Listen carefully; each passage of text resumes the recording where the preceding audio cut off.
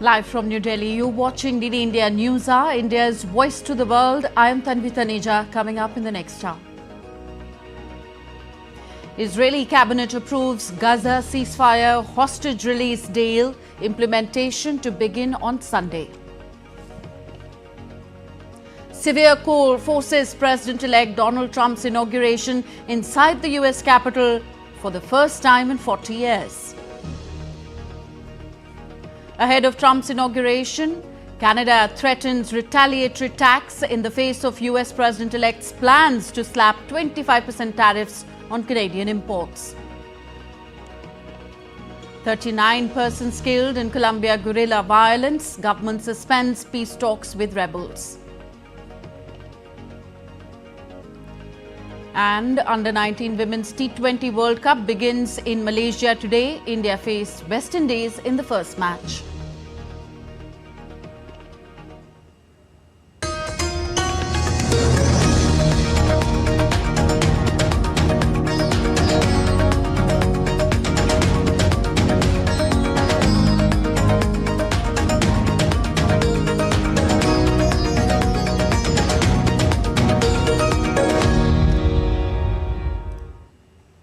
Ending days of uncertainty over a truce deal, Israel's government has approved a ceasefire and hostage deal with Hamas.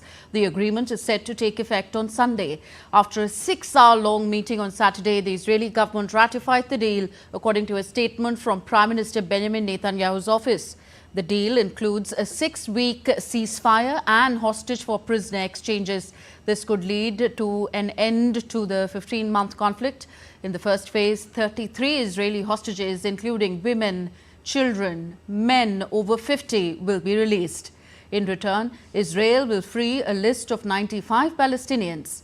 These include 69 women, 16 men and 10 minors. On Friday, the Israeli Security Cabinet had already approved the ceasefire agreement. German Chancellor Olaf Scholz on Friday welcomed the ceasefire agreement between Israel and Hamas.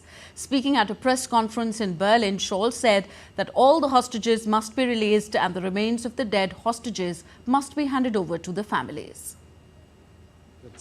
It will be crucial for the agreement to be implemented consistently step by step.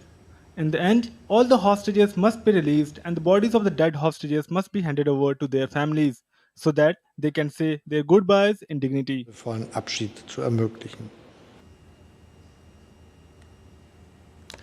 US President-elect Donald Trump announced on Friday that his inauguration ceremony is set to take place on 20th January and will be relocated indoors due to extremely cold temperatures forecasted in the nation's capital.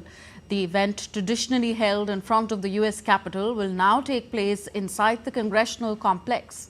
Moreover, the planned parade of military regiments down Pennsylvania Avenue has also been scrapped and will instead be held at Capitol One. It's the first time since the 1985 inauguration of Ronald Reagan that such emergency measures have been taken due to dangerously cold weather in Washington, D.C.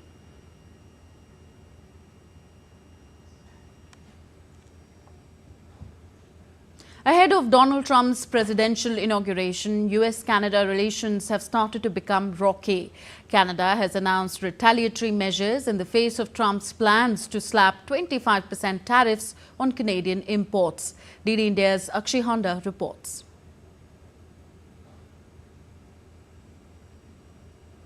US-Canada relations turned to get more sour as Canadian Foreign Minister announced to hit Americans with Trump tariff tax if US's incoming President Donald Trump increases custom duties on Canadian products. According to government sources, Ottawa is considering higher duties on goods from the United States, including steel products, ceramics like toilets and sinks, glassware, and orange juice, in a first phase of tariffs that could be extended. Canadian people too are angry over Trump's overtures to make Canada as 51st state of the USA. To show their displeasure, Canadians are wearing hats bearing the words "Canada is not for sale," modelled after the Make America Great Again. Liam Mooney, an entrepreneur from Ottawa, introduced this campaign. Gloomy atmosphere can be seen at American border town of Derby Line and its Canadian twin Stansted, where people have been living in harmony for more than 2 centuries. As black line that runs across the shared library marks the US-Canada border, the twin towns have relied on each other due to shared sport fields and fire stations. The towns are preparing for rocky times ahead of Donald Trump's presidential inauguration. However, the question remains whether Trump will really implement his ideas or it's just a threat for the government in Canada to accept Trump's terms. Akshi Hansta's report for DD India. The US Treasury will take extraordinary measures next week to avoid a government debt default. Treasury Secretary Janet Yellen made the announcement on Friday.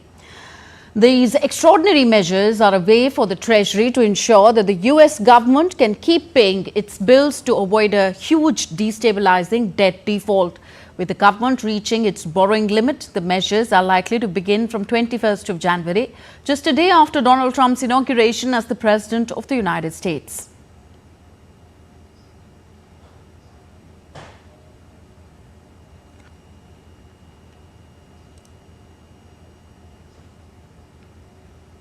The outgoing US President Joe Biden, just 2 days before his departure from the White House, declared Equal Rights Amendment as law of the land. This will make women of the USA feel more empowered. The law relates to equality of gender in all respects under the US Constitution. The declaration mentions equality of rights under the law shall not be denied or abridged by the United States or by any state on account of sex. This enshrines the change into the US Constitution more than a century after the guarantee of gender equality was first proposed. Supporters of the Equal Rights Amendment have long waited for the amendment to ensure that women's rights are safeguarded under the US Constitution. In his statement, President Biden emphasized that the ERA would provide critical constitutional protection for women and would send a clear message about America's commitment to gender equality. I affirm the Equal Rights Amendment to have cleared all the necessary hurdles to be added to the U.S. Constitution now.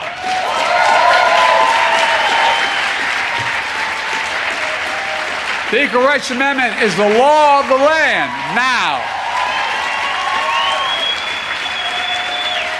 It's the 28th Amendment to the Constitution now. Popular video application TikTok has issued a warning that it will shut down in the US on Sunday unless the government provides assurance that it won't be punished for violating a looming ban. The outgoing US President Joe Biden said that the next president will make the decision on the future of TikTok. The warning comes after the Supreme Court upheld a law banning TikTok in the US, citing national security concerns due to its Chinese parent company ByteDance. The court's 9-0 ruling has left TikTok's future uncertain, with its 170 million American users in limbo. Meanwhile, President-elect Donald Trump has vowed to intervene and save TikTok after taking office on Monday. TikTok's CEO Shou Chew thanked Trump for his support.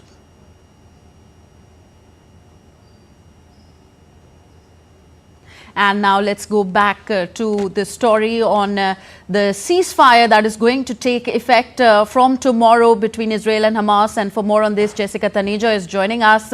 Jessica, Joe Biden or Donald Trump, who's going to get credit for this ceasefire deal? Seems like both will. In fact, this is exactly the same ceasefire deal that the Biden administration had put forth back in May, and we saw the release of hostages in November as well. But to the effect that this this ceasefire deal would see the return of 33 Israeli hostages in the first phase and would continue to hold, and if implemented to the effect of how it's been planned by Egypt, Qatar, and the United States while mediating and bringing it to fruition for so many months, would also see the implementation of the second and the third phase once the first phase sees the points that have been discussed on the contentions of the border, as well as hostages that will be released and the Palestinian prisoners released by Israeli government. We know that more than 700 Palestinian prisoners would be released, but we're not sure of which ones. And from the side of Hamas, we do know that as per reports suggesting at this point, that there will be 3 female Israeli citizens who will be released today, and also from other nationalities. There are a total of 84 hostages right now with Hamas. Now, in the first phase, there are expectations that within the coming days, all hostages would be released in exchange for the prisoners kept in the Palestinian prisoners kept in Israeli prisons. Now, apart from this, the hostage return and the Palestinian prisoners' release, it is also important to note that the first phase would require quite a lot of effort on the part of parties that have put the ceasefire deal together to make sure that the implementation takes place. Because right now, Gaza needs at least 500 trucks of aid every day entering the region. Now, that has been problematic in the past as well. Given the kind of contentions and issues raised by the Israeli side, that Hamas continues to create ruckus in the region, and the Israeli military operations would not be easy to halt. And in the first phase, it's also given to understand the presence of Israeli forces within the territory. Now, as I had pointed out earlier, when you talk about the Philadelphia corridor, which has been in discussion and was perhaps the point of complication for the Israeli side as well, because the Philadelphia corridor is what the Israeli military believes allows Hamas to accept shipments of weaponry as well as re-energize or reinvigorate the group as a potential threat back again to the state of Israel. So that's something that the Israeli side has said that they would want to do at a later stage, given the threat perception at this point. And as we speak, since the ceasefire deal was announced the day before, more than 100 people have already died in Gaza amid strikes, Israeli strikes. So things really need to come to a halt. It's been more than 400 days that the war has dragged. But with Donald Trump's inauguration just a day away, and Biden administration, which has been making sure that the situation on ground is monitored and had come under immense pressure, to an extent also affecting his presidential bid while he was campaigning, a lot of internal and external pressure for Joe Biden. But I think his representatives in the last few days have been able to do what the kind of legacy he wanted to leave the White House with, and that was to have a ceasefire deal which would last, not like the previous one, which ended just 2 weeks before. And as for President Donald Trump, even though his representative for West Asia has not been confirmed by the Senate, he was still present in Qatar for negotiation along with the outgoing Biden administration's representatives. So a lot of deliberations were done, and making sure that all the sides are in on this, especially with Egypt as well, which has said that when the first phase moves forward, they will be setting up a joint operation room in Cairo to oversee all the operations. And the second and the third phase, of course, remain contentious. Only when the first phase is done and when the Israeli forces believe that they have minimized the threat perception overall. All eyes on Sunday then, as the first phase is set to be implemented of this ceasefire hostage release deal. Thank you very much, Jessica, for joining us at the moment. Still to come on DD India News Hour. Zelensky hosts Slovakia's opposition leader in Kiev amidst pact with Prime Minister Fico over their energy security. Russia and Iran presidents sign partnership treaty in Moscow to deepen ties. And a South Korean court to decide on extending the detention of impeached President Yoon Suk-yeol today.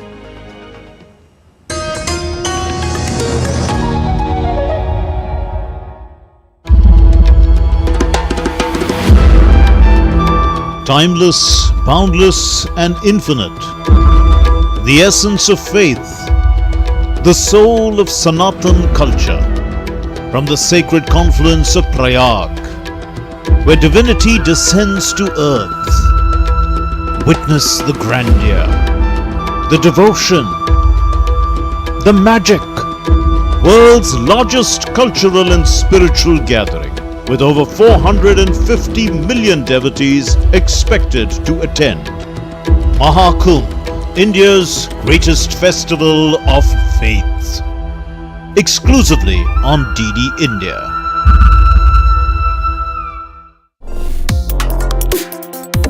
Complex issues, hidden agendas, twists and turns, strategic games. We think all dots are linked. We just need to connect them. Join me every week as I connect the dots to unravel hidden designs in statecraft, mysteries, and decode issues that matter to you. Watch Connecting the Dots with me at these times on DD India.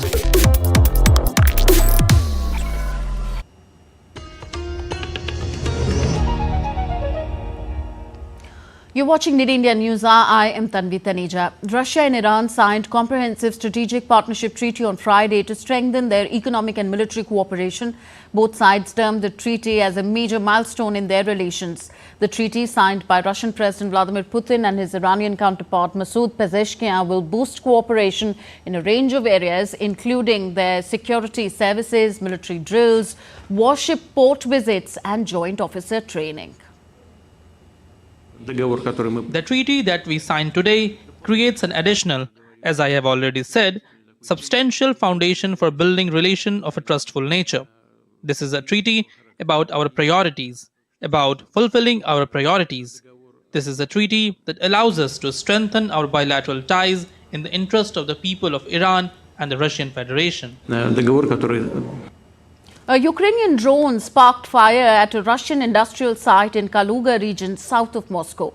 Russia's defense ministry and the governor of Bryansk region reported that air defense units had destroyed a total of 9 Ukrainian drones over the region on the border. Ukraine's military said at least 3 drones had hit an oil depot in Russia's southern Voronezh region, and on Friday said that its own air defenses had downed 33 of 50 drones launched by Russia. Ukrainian President Volodymyr Zelensky and M. Simeka, the leader of Slovakia's opposition party leader, held discussions in Kiev regarding energy security amidst growing tensions between Ukraine and Slovak Prime Minister Robert Fico. The talks focused on the broader context of energy policy, particularly the disruptions caused by the cessation of Russian gas flows through Ukraine, which has led to higher gas prices and a loss of significant transit revenues for Slovakia. Fico, who has been critical of Ukraine's stance on the matter, recently threatened to cut aid to Ukraine, citing the economic challenges Slovakia faces due to the ongoing energy crisis.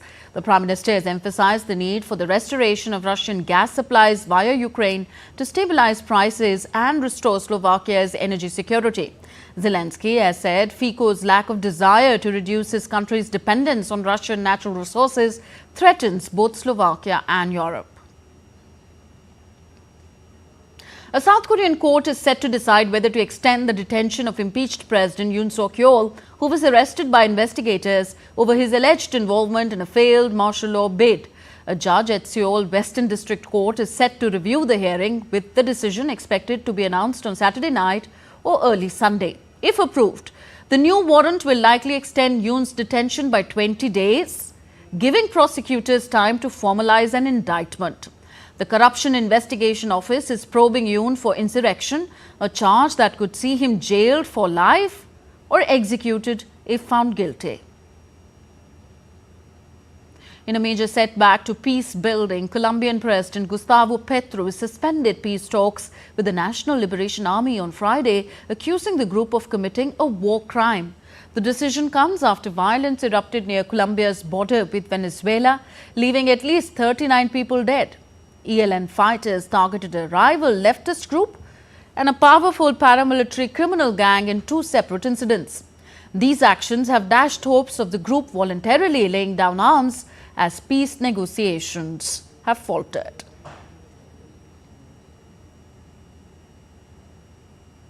And next we take a look at what else is making news around the world. Authorities declared a natural disaster in parts of eastern Australia where gales have toppled trees and knocked out power to tens of thousands of homes. Heavy rain, lightning and winds as strong as 100 kilometers per hour have swept across Sydney and other areas of New South Wales since Wednesday. Former Mozambican Finance Minister Manuel Chong was sentenced to more than 8 years in prison on Friday in connection with the graft scandal. The scandal triggered Mozambique's worst economic crisis since independence from Portugal 4 decades earlier. Salvadoran authorities announced on Friday that they had seized 4.3 tons of cocaine in an operation conducted in early January. During the operation, which took place in international waters off the Salvadorian coast, 4 boats were seized and 9 people of Colombian and Ecuadorian origins were detained. And now all the news from the Maha Kumbh, the largest religious congregation in the world.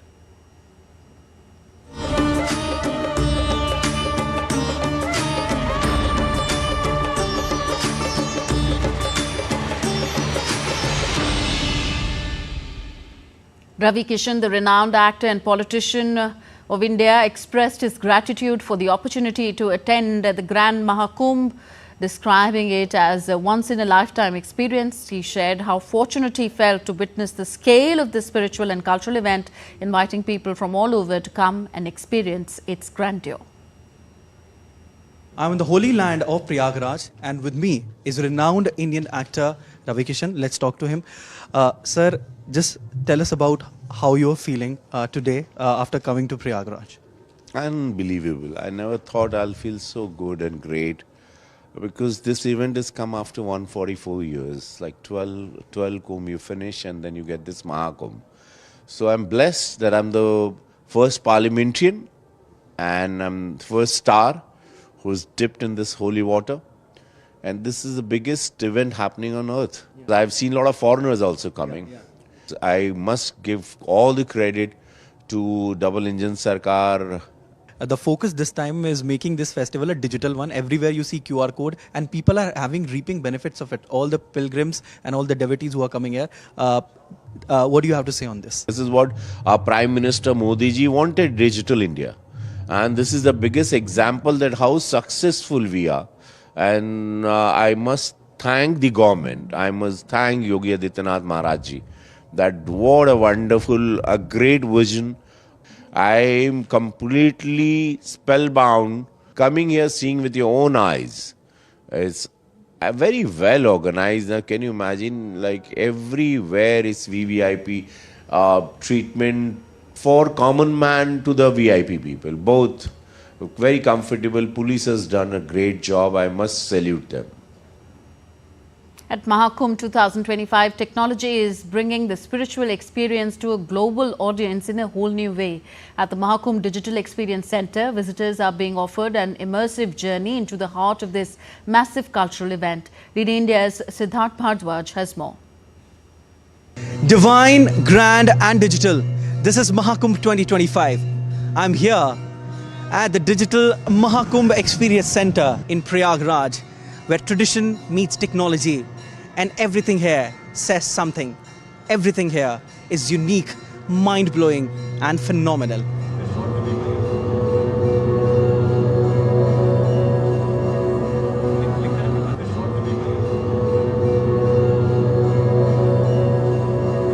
The Maha Kumbh Experience Center offers a groundbreaking fusion of ancient tradition and cutting-edge technology, allowing visitors to explore the grandeur of the Maha Kumbh in an entirely new way. Spanning 60,000 square feet in Sector 3 of the Maha Kumbh Mela area, this state-of-the-art digital experience center immerses visitors in the rich culture and spiritual significance of the Kumbh Mela. With 12 interactive zones featuring advanced technologies like virtual reality, augmented reality, artificial intelligence, holograms and LED displays, the center brings the essence of the Kumbh Mela to vivid life.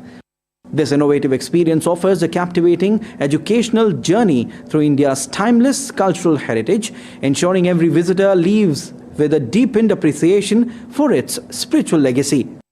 Upon entering the center, Visitors are first greeted with a captivating trailer of Maha Kumbh Mela projected on a thread of light. The tale of the Samudra Manthan unfolds on a wooden wall designed to resemble an ancient scroll narrating the story through immersive projections. As guests move forward, they are transported to the Yamunotri Glacier, where they can interact with the virtually flowing Yamuna River, causing the water to ripple with simple touch. Incredible experience. You can do deepen by just pressing a button. See this. For all those visiting the Maha Kumbh, the Digital Experience Center offers a unique chance to witness ancient stories through a modern lens. Visitors have expressed immense happiness and awe while experiencing the Maha Kumbh Experience Center. I'm totally mesmerized, but at the same time, I think the way the AI and digitalization has been used in this area is extraordinary. It's beautiful. I mean, you're just getting the culture alive. The fusion of advanced technology with the spiritual and cultural essence of Kumbh Mela has left many captivated. Many have described the experience as both educational and deeply moving, offering them a fresh perspective on India's timeless cultural and spiritual heritage. The center has truly left a lasting impact on all who visited, sparking a renewed sense of wonder and appreciation. The Maha Kumbh Experience Center seamlessly blends tradition and innovation, leaving visitors with a profound connection to India's spiritual legacy. The Digital Maha Kumbh Experience Center is a perfect blend of ancient tradition and modern innovation. This truly is a Kumbh for digital age. With camera person Rakesh Kumar, this is Siddharth Bharadwaj reporting for TD India in Prayagraj. Held after every 12 years, the Maha Kumbh offers a unique experience to devotees from all over India and of course abroad. Well, it is said that it absolves oneself of their sins and offers salvation if you take the holy dip in the sacred waters of the Ganges. You're watching DD India News Hour, still to come on the show. Nepal aims to generate 28,500 megawatt of electricity by 2035, says Prime Minister KP Sharma Ole. Northeast Trade and Investment Roadshow concludes in India's Ahmedabad.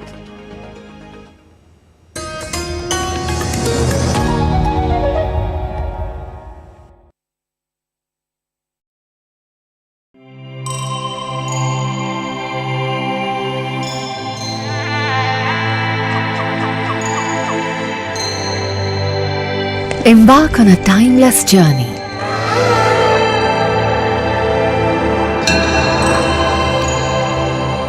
Unravel the mysteries of a grandiose era. A treasure trove of royal and sacred complexes, temples, shrines, pillared halls, mandapas, rock-cut memorials and more.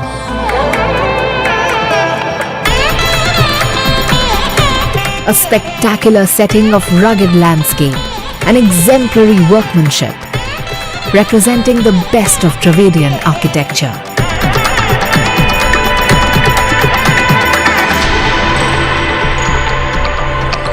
Every structure carved out as a unique artistic creation.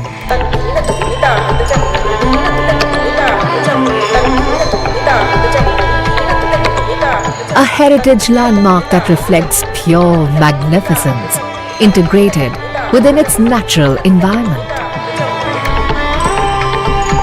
An unexplored haven for nature and adventure enthusiasts. An imposing heritage reflected in its street bazaars and annual festivals of music and culture.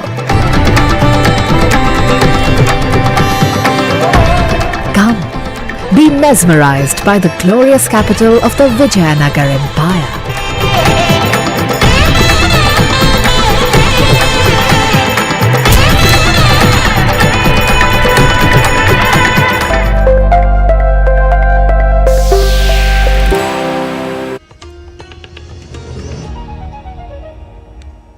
You're watching DD India News Hour. I'm Tanvi Taneja. A reminder of the headlines we're tracking at this hour. Israeli cabinet approves Gaza ceasefire and hostage release deal. Implementation to begin on Sunday. Severe cold forces President-elect Donald Trump's inauguration inside the US Capitol, the first time in 40 years. Ahead of Trump's inauguration, Canada threatens retaliatory tax in the face of US President-elect's plans to slap 25% tariffs on Canadian imports.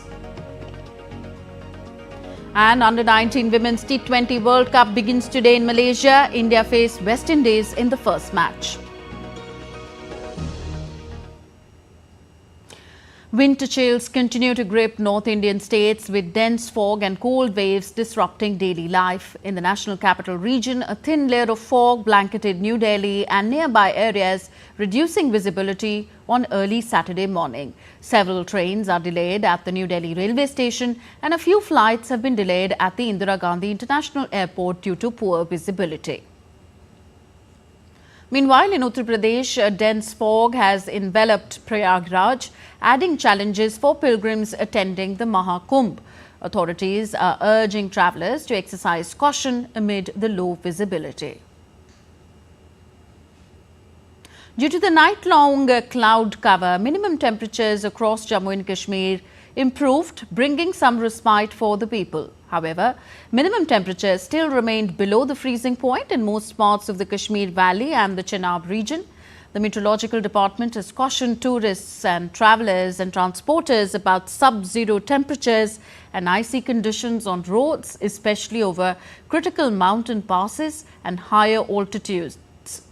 It advised adhering to guidelines issued by the administration and traffic authorities.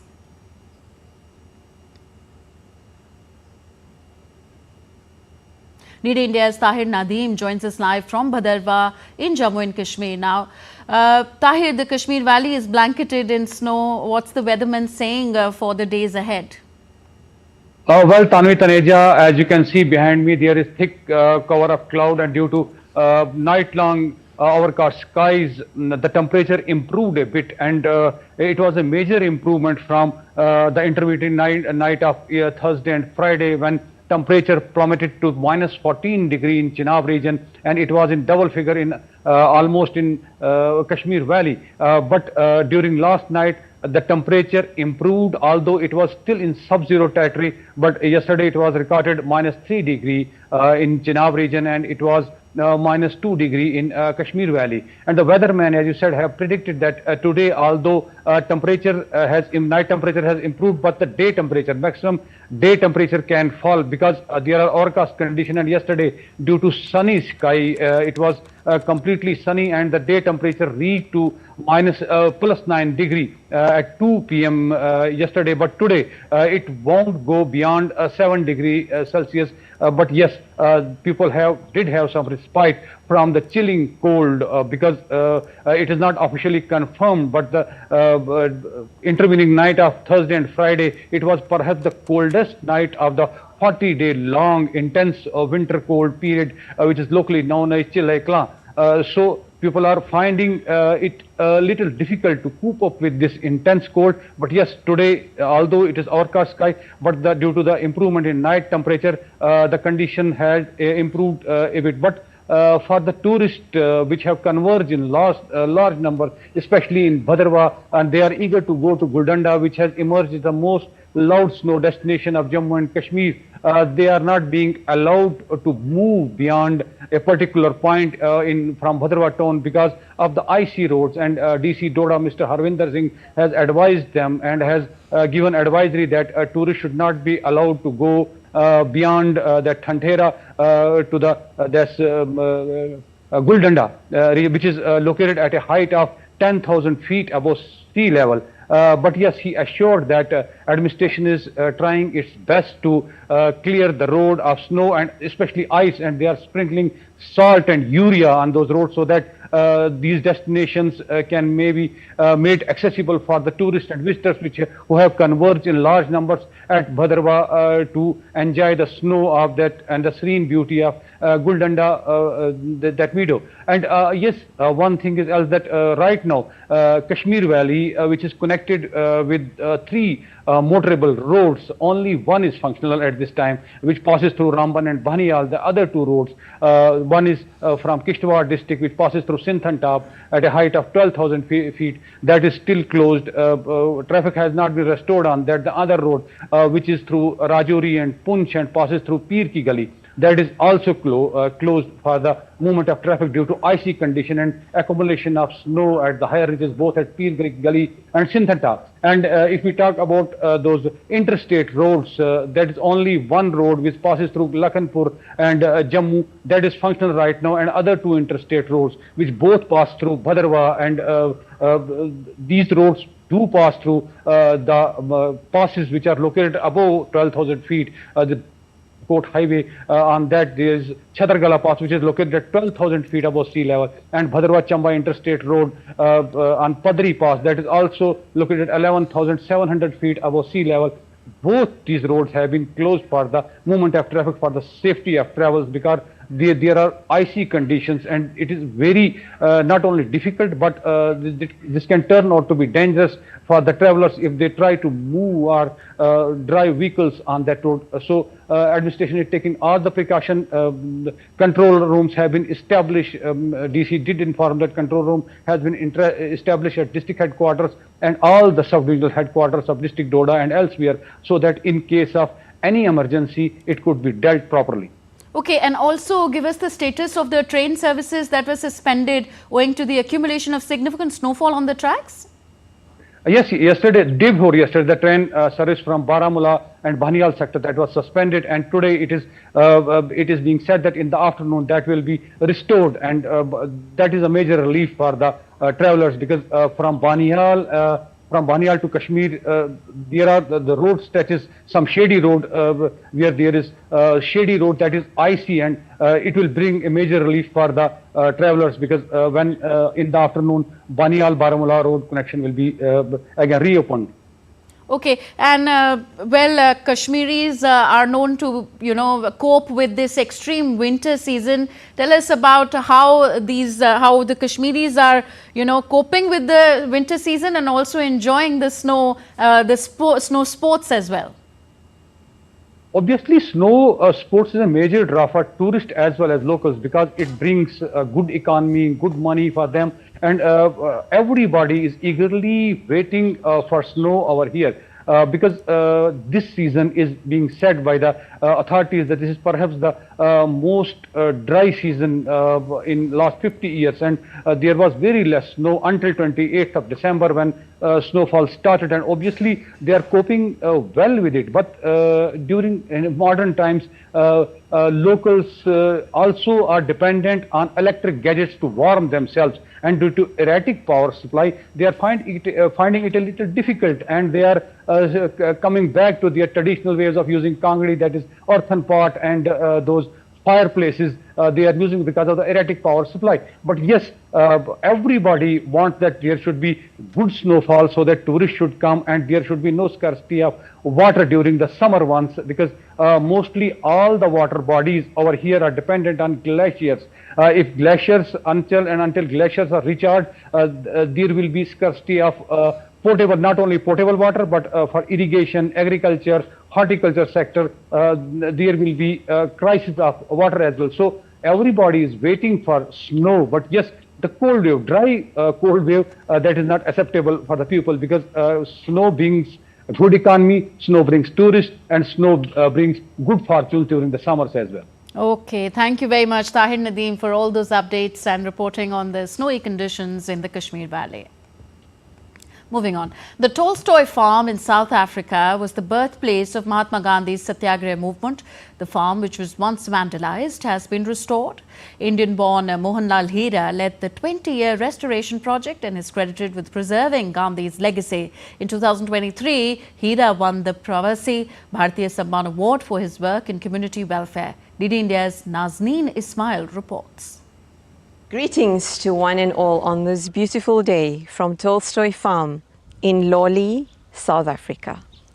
Between 1910 and 1913, Gandhi developed his Satyagraha philosophy of passive resistance in South Africa, with the philosophy taking root at Tolstoy Farm. The farm, named after the Russian novelist and philosopher Leo Tolstoy, became a place where Gandhi and his followers embodied these ideals. Herman Kallenbach, a white farmer who was deeply inspired by the peaceful lifestyle at the Phoenix settlement, offered Gandhi his own large farm near Johannesburg to establish a new colony. At Tolstoy Farm, people of various nationalities, religions, and races lived together as one family, working hard and sharing the rewards of their collective labor. Shri Mohan Hira is an Indian-origin Gandhian activist who spent more than 20 years restoring Tolstoy Farm in South Africa. He restored the farm, which had been vandalized and left in ruins. He added a fruit orchard, a peace garden, and a library. He was also awarded the Prasar Bharati Samman Award in 2023 to acknowledge his outstanding achievement in the field of community welfare. He submitted a petition to UNESCO to have the farm recognized as a World Heritage Site. He is also a member of the Mahatma Gandhi Remembrance Organization. Gandhi is a legacy. My grandfather was here and he always used to talk about Mahatma Gandhi, and that was in India. I was 8 years old and I was coming to South Africa. He told me, don't forget, go and see Gandhi's farm in Tolstoy. I said, look, I don't know anything about it. I never knew until 1969 that Gandhi lived here. Look, when I started, I didn't find it difficulty because I was retired and there was a lot of funds available for me. So that's how I started. And just to keep the legacy of Mahatma Gandhi alive, I restored this place because I feel proud that the legacy of Mahatma Gandhi and Indian heritage is right here in Indonesia. We appreciate the what you call Indian Consulate, Indian High Commissioner supporting us all the time. This is a tourist attraction. A lot of people travel from India, England, America, South America. Some people even come from Germany to come and visit this place. And sometimes the bus route comes through here, especially from India. And we are very proud of this place because such a place where heritage site is been, Gandhi's legacy has been relived. Nelson Mandela once said, "You gave us Mohandas and we returned him to you as the Mahatma." So yes, let's be the change we want to see in the world. I'm Nazneen for DD India, Tolstoy Farm, Lenasia, South Africa. Back to Asia, Nepal's Prime Minister KP Sharma Oli has assured power producers that there is no need to worry about energy consumption as the government plans to establish heavy industries like iron and steel plants and fertilizer factories within the country. Speaking at the Silver Jubilee of the Independent Power Producers Association, Nepal, Oli stated that the government aims to generate 28,500 megawatt of electricity within the next 11 years. He urged power producers to invest confidently in the sector and not to lease out their river licenses. Oli said that the recent ordinances were issued to accelerate development and serve the people. These ordinances will be presented to Parliament within 15 days and are expected to be passed within 2 months. In Sri Lanka, 24 houses were handed over to the beneficiary families as a model village in Kilinochchi and these model village has been inaugurated. High Commissioner of India to Sri Lanka, Santosh Jha, Sri Lanka's Minister of Urban Development, Anura Karuna Tilaka, jointly inaugurated the model village project and handed over the houses. The model village is part of a broader initiative under the India-Sri Lanka Memorandum of Understanding signed in 2017. The project, implemented in all 25 districts of Sri Lanka with Indian grant assistance, provides housing for 600 low-income families. Each district receives a village of 24 homes selected by district housing committees. So far, 12 model villages have been completed across Sri Lanka, including Jaffna, Batticaloa and Colombo. With over 96% of the project finalized, the remaining villages are expected to be handed over soon. And now we take a look at what else is making news in India. A workshop called Carbon Capture Utilization and Storage CCUS in the Indian cement sector was held in New Delhi by the Niti Aayog. The workshop was part of India's continuous endeavours to guarantee a sustainable future and reach its net zero goal by 2070. The workshop's goals were to study CCUS technologies as a key component of India's effort to reduce emissions in the cement industry.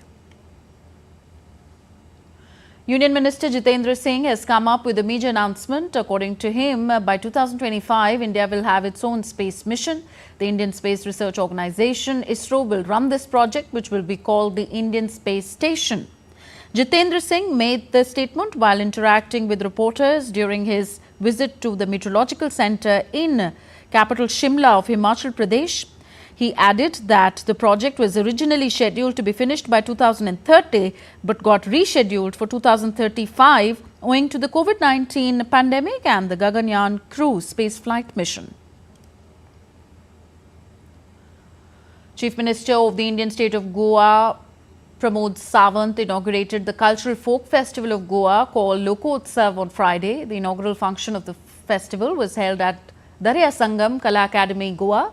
Pramod Sawant hailed the Directorate of Art and Culture, Goa, for organising the event and expanding its scope and vibrance. BJP National General Secretary Sunil Bansal and State Sports Minister Govind Gaud were present throughout the event. Around 600 folk artists and 1,000 craft persons will display their respective folk music and handicrafts during the 10-day-long festival.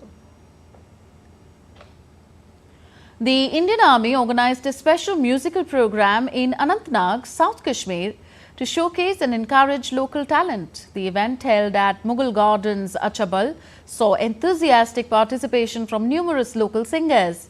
Supported by Achabal Open Mic, the program highlighted the region's cultural richness.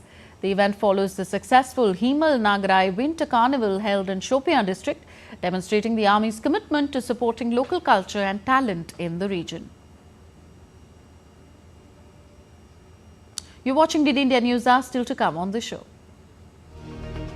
The Indian pair of Satvik and Chirag progressed to the Indian Open semi-finals while PV Sindhu and Kiran George bow out. Indian women's team stormed into the Kho-Kho World Cup semi-finals after beating Bangladesh on Friday. And several animals in central Rome receive an annual blessing in front of the famous St. Peter's Basilica.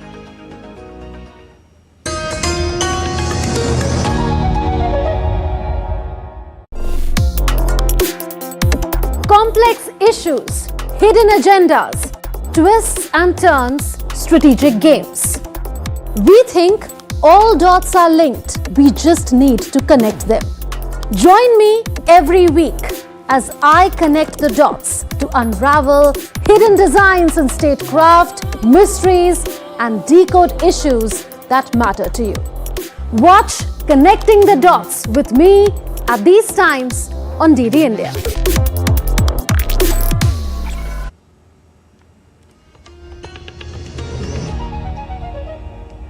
Thank you for staying with us on the India News Hour. I am Tanvi Taneja. India's Ministry of Development of Northeastern Region hosted the Northeast Trade and Investment Roadshow in Ahmedabad. The roadshow evoked interest from potential investors to explore opportunities in the northeastern states. The event was attended by Minister of State for Donair, Dr. Sukanta Majumdar, along with senior officials from the concerned ministry. Ahmedabad Roadshow drew participation from industry leaders. The event also featured several B2G meetings, providing investors with a platform to discuss their investment plans in the northeastern region. On the sidelines of the Northeast Trade and Investment Roadshow in Ahmedabad, Minister Dr. Sukanta Majumdar highlighted the potential of Northeastern region to emerge as one of the country's leading economic powerhouses. Its proximity to Southeast Asia also positions the Northeastern region as a gateway to Southeast Asian countries, aligning perfectly with India's Act East policy. DD India spoke exclusively to Minister of State for Development of Northeastern region, Dr. Sukanta Majumdar, for more.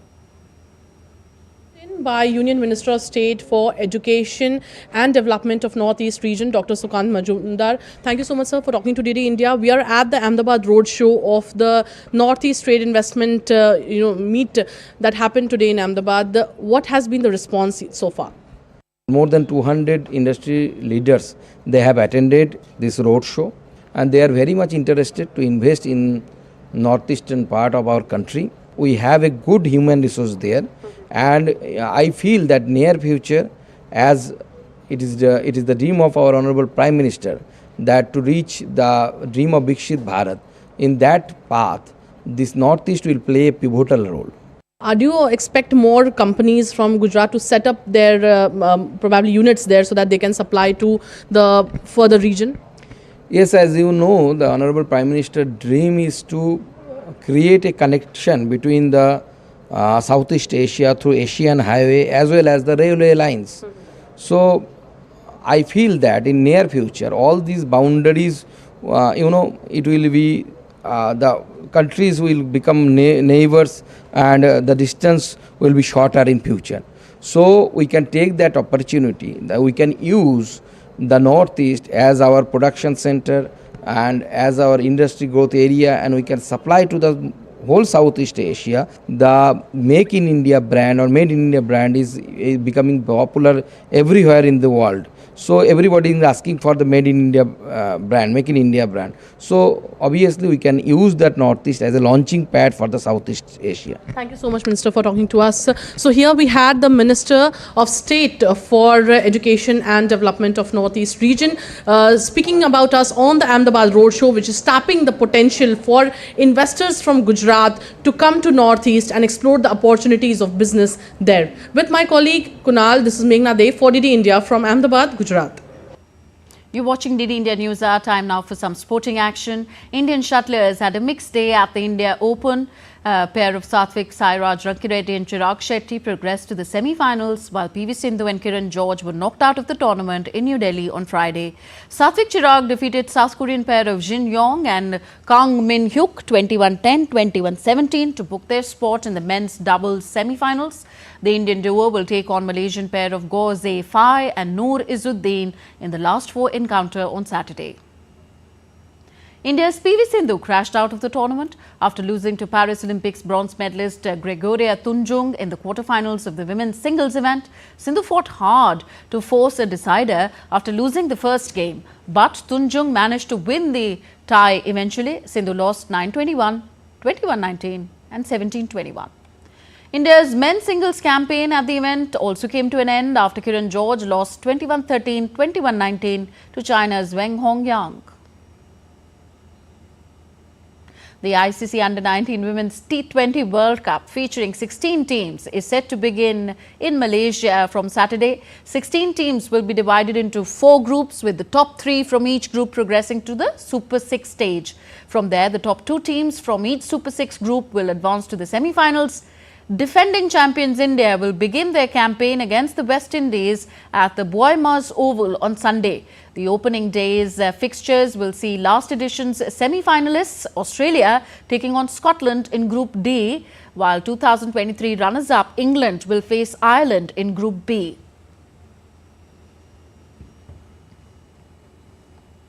In football, Erling Haaland has signed a 10-year contract with Manchester City on Friday, which will keep him at the club until 2034.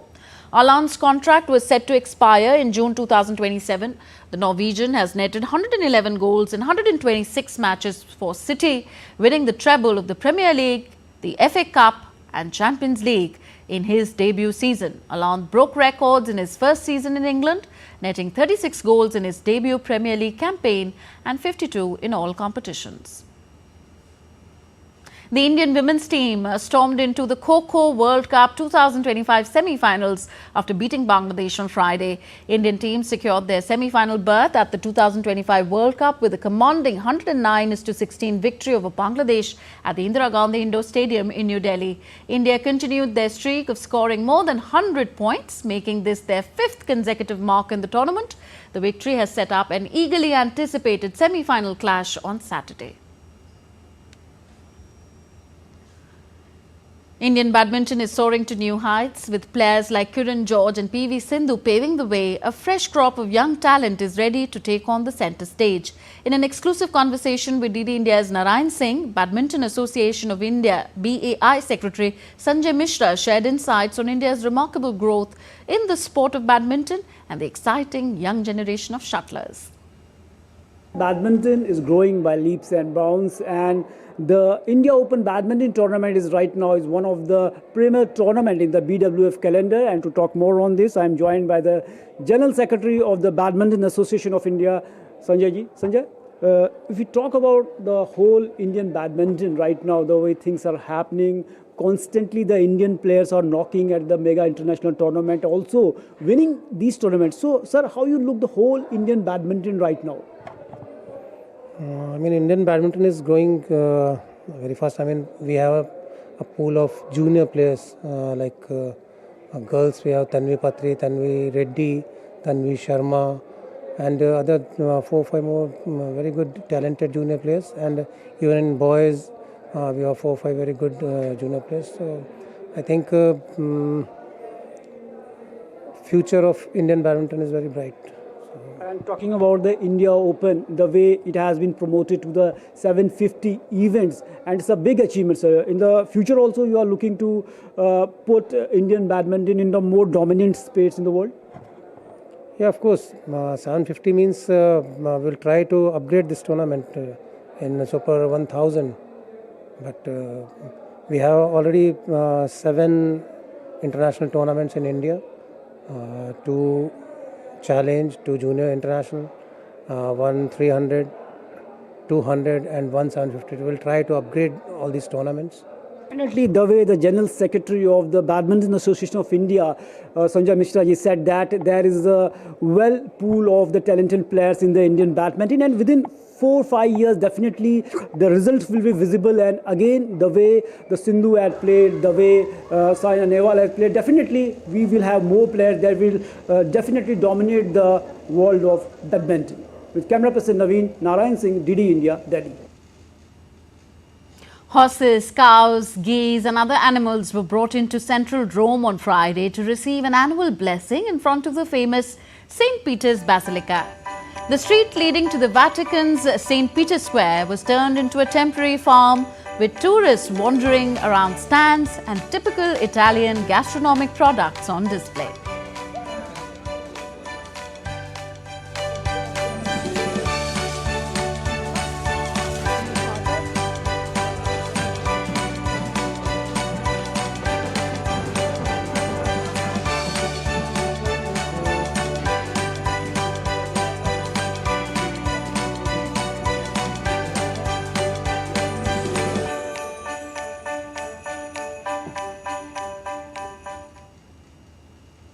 That's all for this edition of DD India News Hour. Do let us know your thoughts on the news of the day. Connect with us on our different social media handles at DD India Live.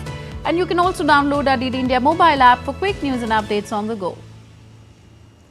We'll be back with more news as it breaks here on DD India. I'm Tanvi Taneja from all of us here in New Delhi. Thank you for watching. Namaskar.